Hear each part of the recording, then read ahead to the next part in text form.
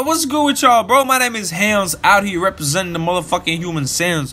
Bitch, out here trying to update y'all on the latest Dragon Ball Z, Dragon Ball Super, Dragon Ball news in general. It's something I fuck with heavy, and I really hope you do too, since you're on my channel and you're watching a Dragon Ball Super video. Two major things came out this last week. One of them, the first one, is we're gonna be getting another Dragon Ball movie, the 20th Dragon Ball movie in 2018. And the other information, which is a little bit more critical in my opinion, is the reveal of the original Super Saiyan. I'm not quite sure if he's talking about the Super Saiyan or the Super Saiyan God and how those two correlate in his story, but we're gonna get into it. And with that being said, let's jump into it. Yo. I'm on my mind, she feeling your eyes. I'm sick, I despise myself again. The tears never come, my body's numb. I feel like a god, a muscle man. A few days ago at Jump Fest, a new Dragon Ball movie was announced. Take note, this is like a little convention, an event these guys have in Japan. I think it's organized by the Shonen Jump. Think of it as an anime magazine which talks about the anime world, production, animators, and all that stuff. So in this event, they announced the 20th Dragon Ball movie, which is going to be coming out in December 2018. So it's kind of early if you think about it, because they gave us a whole year of speculations, and we're probably going to get a trailer around probably this summer or somewhere around that time. It's important to take note that it hasn't been confirmed what this movie is going to be about by any officials. The only official thing we know about the 20th Dragon Ball movie is it's going to be about the Saiyan race. So it's going to be about the Saiyans, the planet, and we're going to be seeing apparently some new Super Saiyan or slash Saiyan characters in this new movie. Another important thing to know about this movie as well is that Akira Toriyama himself is going to be providing the script, and he's going to be supervising the whole team on this movie. So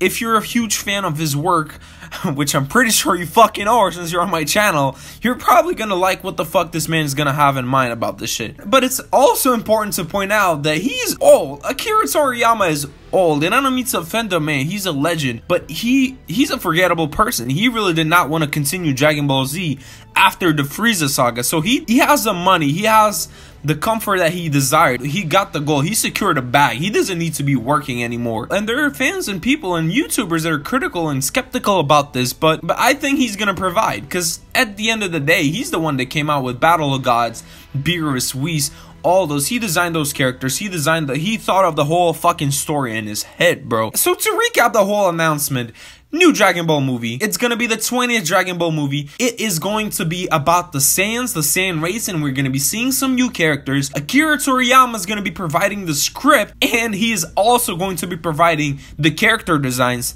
for the 20th Dragon Ball movie. These are the official things that we know about this movie.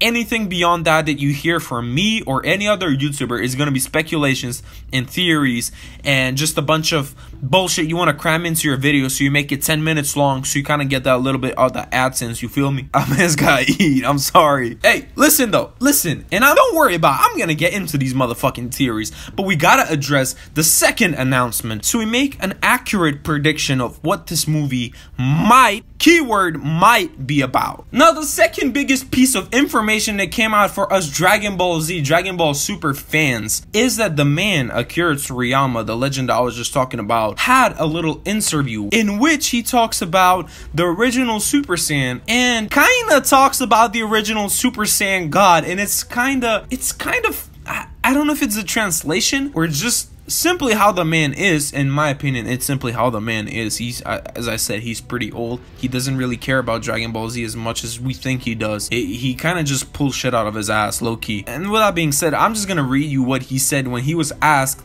if the Super Saiyan God and the original Super Saiyan were the same person. I'm just gonna read it to you. You can decide it for yourself, bro. Alright, end quote. In a way, they're indeed the same person. Well, a long time ago, before the Saiyans were living on planet Vegeta, there was a Saiyan with a righteous heart, a man named Yamoshi, who with his 5 friends turned against everyone and were then cornered by other warriors, resulting in him becoming a Super Saiyan for the first time, which surprised the other Saiyans because the transformation led him to display a terrifying way of battle.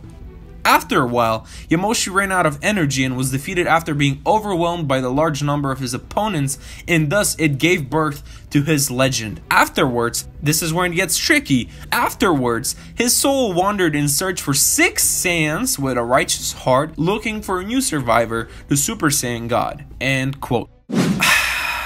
All I can say is, time out. Time the fuck out. Hold on. It seems like the key aspect of this is that he was a Saiyan with a righteous heart, and he just went Super Saiyan. But when we look back on it, Caulifla and Kale, they did not have a righteous heart. One of them was a fucking gangster. She ran a fucking mafia. So don't tell me she had a righteous heart. Neither Vegeta had a righteous heart when he turned Super Saiyan. We can argue this. Okay, this is actually debatable.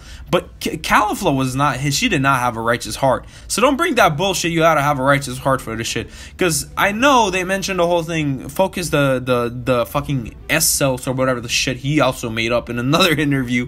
He was like, focus that shit in your back. All I can say is this kind of seems not very thought out, because he kind of points out the key aspect of becoming Super Saiyan is having a righteous heart. But that kind of contradicts what he said in a previous interview when he talks about quote unquote S cells, like the metachlorians of the Dragon Ball universe, when he talks about how every Saiyan has these S cells in their body and they supposedly activate the Super Saiyan transformation, and it all depends on the cells. It doesn't matter on the training or this or that. So it was really confusing, especially for people who understand biology. That shit made no fucking sense. But then again, it's an anime, so let's be real with ourselves. So this man Yamoshi, which is, by the way, a parody of the word Yamoshi. It's a brand name for like slim noodles or whatever in Japan. So it's kind of like making fun of the whole slim look of the Super Saiyan God or whatever. Akira Toriyama's clever. I'll give him that. This man supposedly became Super Saiyan, right?